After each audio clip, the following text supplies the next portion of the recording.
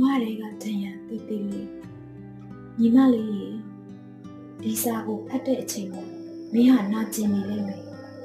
တိမ်ငယ်နေလိမ့်မယ်တစုံတရာကိုတတိယနေလိမ့်မယ်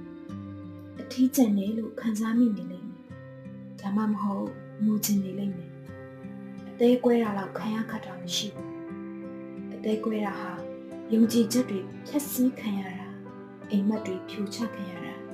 အနာဂတ်လေးကတစားစီကြကွဲသွားတာဥစားရှင်မဟုတ်တဲ့အခါကမ်းလိုက်တဲ့လက်တိုင်းကဖြုတ်ချသွားကြလိမ့်မယ်မိခိုးလိုက်တဲ့ခုံးကပျောက်ဆုံးသွားလိမ့်မယ်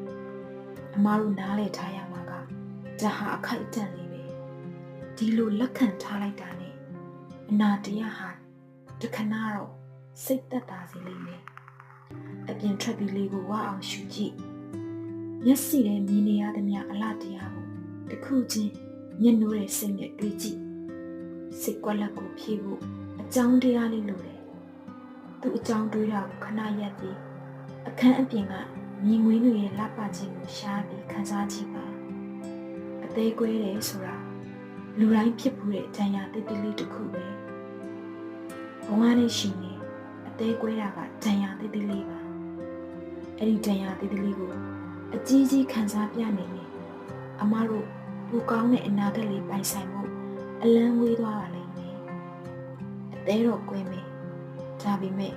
ကိုလည်းပြစ်မထားဘူးလေနော်